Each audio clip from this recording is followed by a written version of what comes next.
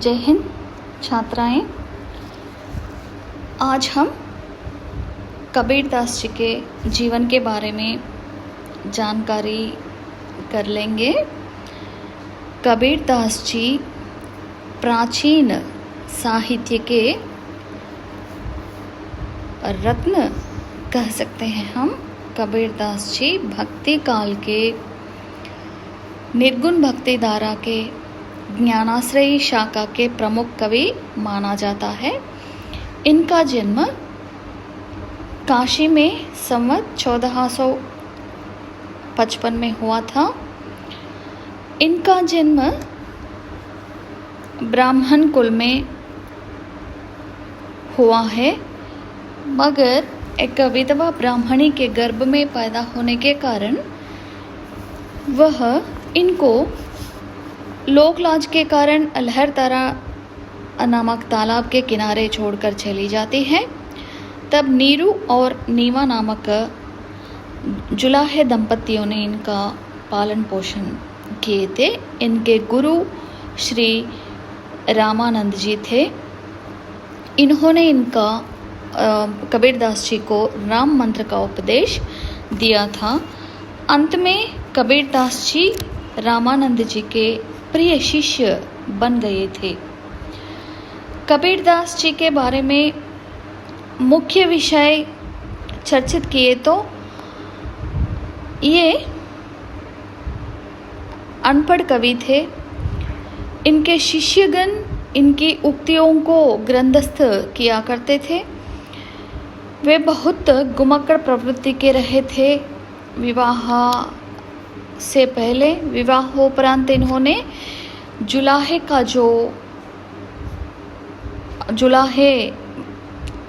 काम करते हुए जो बुनकर वृत्ति में इन्होंने अपने जीवन यापन पारिवारिक प्रयोजन के लिए करते थे। फिर इनके आने साहित्यकारों की झुंड समालोचना समावेश किया करते थे इनके घर में।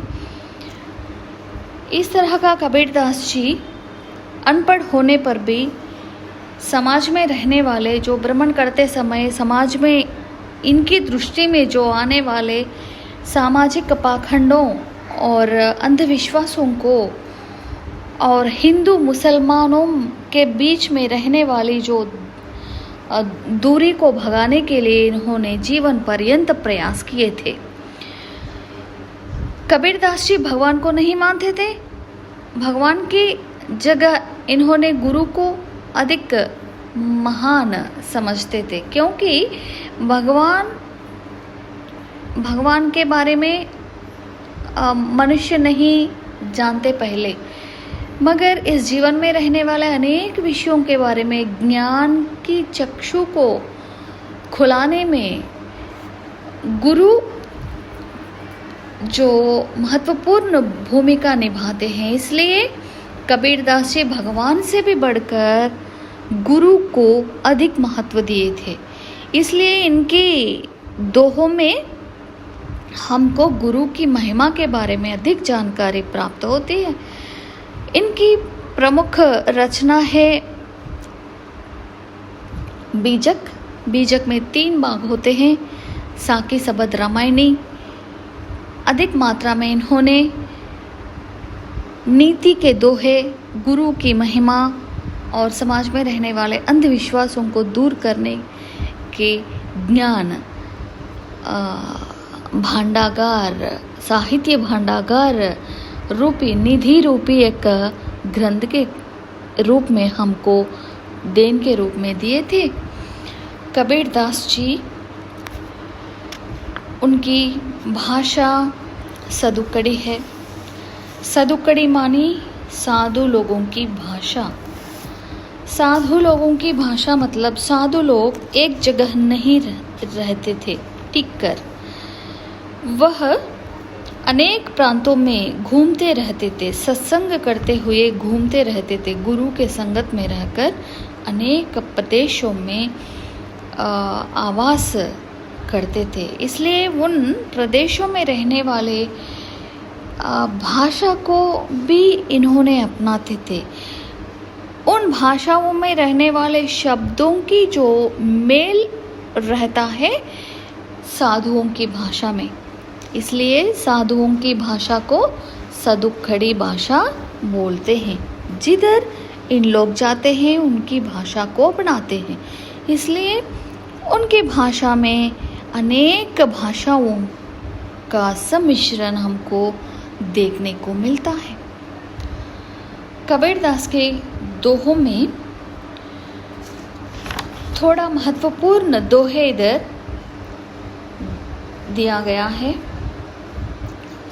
उन दोहों में से कुछ दोहे हम आज सीख लेंगे।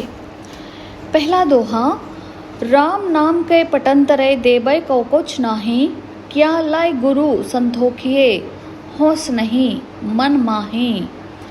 राम नाम, राम का नाम मतलब भगवान का नाम, भगवान जो भी हो, राम हो, रहीम हो, जो भी हो, राम नाम के पटंतरे, पटंतरे का अर्थ होता है पठने पर, पठन करने पर, रटने पर, बार बार कहने पर। देबै को कुछ नहीं, कुछ नहीं मिल जाएगा। राम नाम को हमेशा पठन करते हुए रहने पर कुछ नहीं मिलने वाला है। क्या लाई गुरु संतोखिए, गुरु शिष्य, गुरु शिष्यों का संबंध बहुत अनोखा होता है। गुरु शिष्य में रहने वाले अनेक प्रकार के जो अज्ञान को दूर कर देता है ना, फिर इस तरह का जो मंद बुद्धि जड़त्व रखने वाले शिष्य में एक ज्ञान ज्योति जलाने वाले गुरु की जो सेवाओं को हम शिरोधार्य मानकर उनके प्रति पूज्य भाव दिखाने के लिए गुरु जी को कुछ न कुछ समर्पण करना पड़ता है शिष्य को। इसलिए गुरु शिष्य संबंध में गुरु को शिष्य अपना जो ज्ञान प्रदाता को कुछ गुरुतर भाव शिरोधार्य करके कुछ न कुछ गुरु दक्षिणा को देना पड़ता है। अगर असली गुरु क्या मांगते हैं शिष्य से, शिष्य की उन्नति चाहते हैं, शिष्य अज्ञान को दूर करके फिर अपने जैसा समाज में रहने वाले अंधकार को दूर करने के लिए और एक ज्योति बनना देखना चाहते हैं। इसलिए गुरु दक्षिणा के रूप में शिष्य से फिर ज्ञान ज्योति बांटने के कार्यक्रम को ही गुरु चाहते हैं। इसलिए पैसों के धन की और कुछ न कुछ वस्तुओं के लालच में गुरुजन नहीं पड़ जाते, शिष्य की बढ़ोतरी देखना चाहते हैं गुरु। इसलिए गुरु हमेशा चाहता है कि शिष्य उन्नति की ओर चले जाएं, आगे बढ़ते जाएं, ज्ञानी हो जाएं, ऐसा चाहते हैं। इसलिए गुरु दक्षिणा के रूप में हम जो भी फूल पत्री देने पर भी वे बहुत संतुष्ट हो जाते हैं। दक्षिणा के रूप में, गुरु दक्षिणा के रूप में, दक्षिणा मतलब भेंट, इनाम ऐसा भी बोल सकते हैं। दक्षिणा के रूप में गुरु लोग और गुरु से बढ़कर ही ज्ञानी बन जाने पर वह बहुत संतुष्ट हो जाते हैं। इसलिए गुरु जिन शिष्य से क्या मांगते हैं, वह ज्ञान की ओर बढ़े, वह बहुत महत्वपूर्ण व्यक्तित्व रखने वाला व्यक्ति बन जाए, ऐसा चाहते हैं। इसलिए इस दोहे में कहने का जो विषय क्या है कि गुरु शिष्य में क्या देखकर संतोष प्रकट करते हैं, क्या देखकर संतोष प्रकट करते हैं। वह शिष्य ज्ञानी बनने के बाद उनको देखना संतुष्ट रहता है गुरु के लिए। इसलिए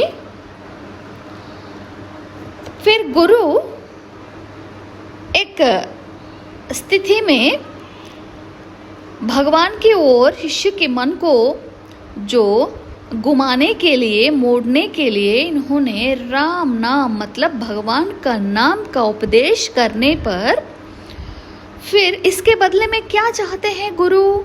वो ही राम नाम शब्द का जो भेंट के रूप में पाना बहुत संतुष्ट की बात होती है गुरु के लिए। इसलिए राम नाम शब्द को गुरु के द्वारा प्राप्त करने वाले शिष्य गुरु जी को गुरु दक्षिणा के रूप में फिर वही राम नाम शब्द को गुरु दक्षिणा के रूप में दे दें। इस तरह का राम नाम उपदेश, राम मंत्र उपदेश के बदले में गुरु जी को राम नाम शब्द की गुरु दक्षिणा ही देना गुरु देने पर गुरु बहुत संतुष्ट हो जाते हैं।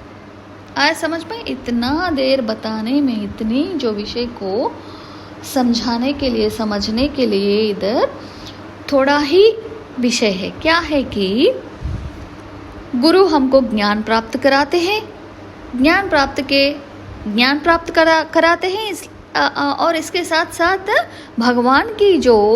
भगवान के पास हमको लेके जाते हैं। भगवान के पास हमको लेके जाने के लिए एक मंत्रोपदेश कर देता है। जो भी हो भगवान, अल्लाह हो, राम हो, रहीम हो, जो भी हो, ईसा हो, जो भी हो, उनका जो मंत्र उनको पहचानने के लिए बहुत प्रयास करके हमारे मन में भगवान रूपी शब्द को वह प्रयुक्त कराने पर उसके बदले में गुरु जी को हम क्या देना? वही भगवान शब्द का भेंट गुरु को देना, तभी गुरु संतुष्ट हो जाते हैं। इसका व्याख्या क्या होता है कि कवि का कहना है कि राम नाम के समान देने के लिए और कुछ नहीं है कि शिष्य के पास गुरु को कुछ देकर, गुरु दक्षिणा में कुछ देकर प्रसन्न कराने का विचार शिष्य के मन में रहता है।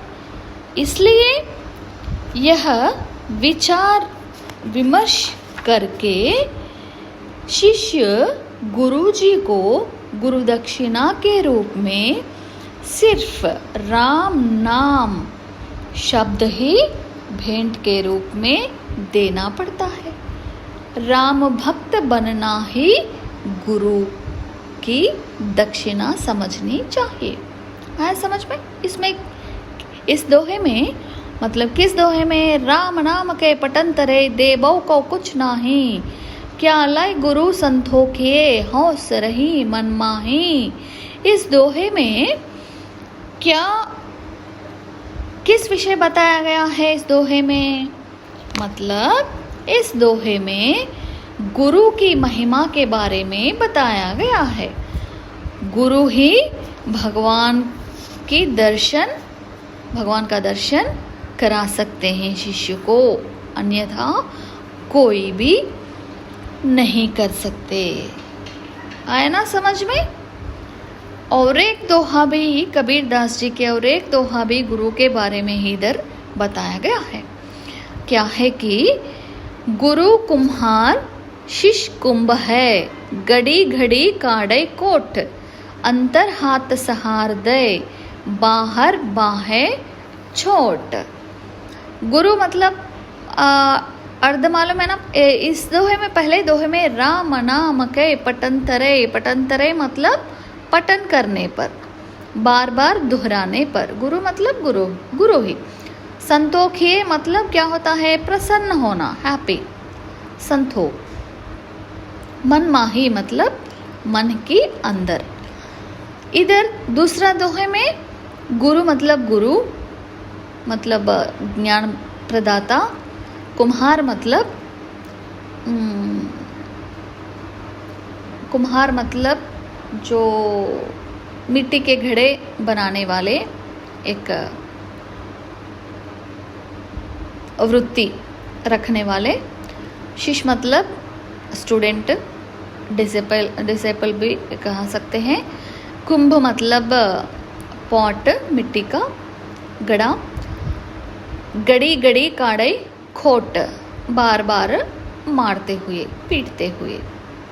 कोट करना, कोट मतलब कोटिंग बोलते हैं ना, रंग चढ़ाते समय first coat second coat. Coating मतलब उसको अच्छा जो चमक आने तक बनाना बोल सकते हैं। मारना भी बोल सकते हैं, रगड़ना भी बोल सकते हैं, जो भी हो।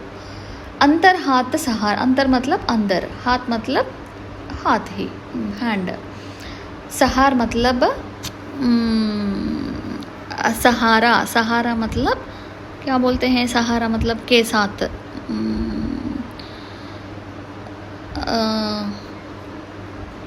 हाथ के सहारे, हाथ के साथ मतलब हाथ, उसको जो कच्चे गड़े को बनाते समय अंदर हाथ देकर ऊपर से एक पाड़े से मतलब लकड़ी के जो पीटा से मारते हुए गड़े को गोल गोल बनाते हुए रहते हैं, अंदर हाथ सहारा देकर। बाहर बाहें छोट, अंदर हाथ जो कच्चे गड़े के अंदर हाथ के सहारे गड़े को पकड़कर जिस स्थान पर अंदर हाथ है उस स्थान पर ही बाहर से पीटते हुए गड़े को राउंड, गोल मटोल, सुंदर बनाते रहते हैं। कौन? कुम्हार, घड़े बनाने वाले। घड़े बनाने के लिए मिट्टी को लाते हैं जंगल से। मिट्टी को जंगल से लाकर एक ढेर सारे मिट्टी को उसमें रहने वाले पूरे जो कूड़ा करकट निकाल कर महीन मिट्टी को एकत्रित करके स्वच्छ जल उसमें डाल के पाँव से, हाथ से जो रगड़ रगड़ के उस मिट्टी को एक अच्छा महीन बना के फिर उस गड़े को हमको देने के लिए तैयार करके रखते हैं। इसलिए उस घड़े को हम अच्छी तरह उपयोग में ला सकते हैं। इस तरह का इस दोहे में गुरु कुम्हार, शिष्य कुंभ है, गड़ी गड़ी काढ़े खोट, अंतर हाथ सहार दे, बाहर बाहें छोट। इस दोहे में कबीरदास जी यह कहना चाहते हैं कि जिस तरह का जो कुम्हार लोग मिट्टी को लाकर घड़े बनाकर एक अच्छा सुंदर घड़ा बनाकर ला देते हैं, उसी तरह का गुरु भी अब शिष्य में रहने वाले मिट्टी रूपी शिष्य में रहने वाले जो कूड़े करकट को निकालकर उसको डांटते हुए अनेक प्रकार के उनमें रहने वाले जो अंधकारता को, अज्ञानिता को दूर करके अपने सही रास्ता में लाते हैं। इस तरह का एक स्थान पर गुरु कुम्हार जैसा बनकर शिष्य में रहने वाले अज्ञान को दूर कर देता है। गुरु कुम्हार, शिष्य कुंभ है। गुरु कुम्हार जैसा रहता है और शिष्य कुंभ। गुरु कुम्हार बनने पर उसके हाथ में बनाए गए कुंभ शिष्य हो जाता है। मतलब शिष्य ज्ञानी कब बन जाता है? उसमें रहने वाले अज्ञान को दूर कराने पर भी शिष्य ज्ञानी बन जाता है। अज्ञान रूपी शिष्य को ज्ञानी बनाने में उसमें रहने वाले अंधकार को दूर करने के लिए डांटना पड़ता है, कभी कभी मारना भी, पीटना भी पड़ता है। तब शिष्य की जो भलाई के लिए उस तरह का गुरु करते हैं, ऐसा समझनी चाहिए। इस दोहे में एक ओर डांटते हैं और दूसरी ओर सहारा भी देते हैं, कभी शिष्य को दुख नहीं पहुंचाएं। इस तरह का गुरुजन डांटने पर भी अच्छी बात बोलते समय थोड़ा सा झिड़कियाँ देने पर भी बुरा नहीं माननी चाहिए। जय हिंद।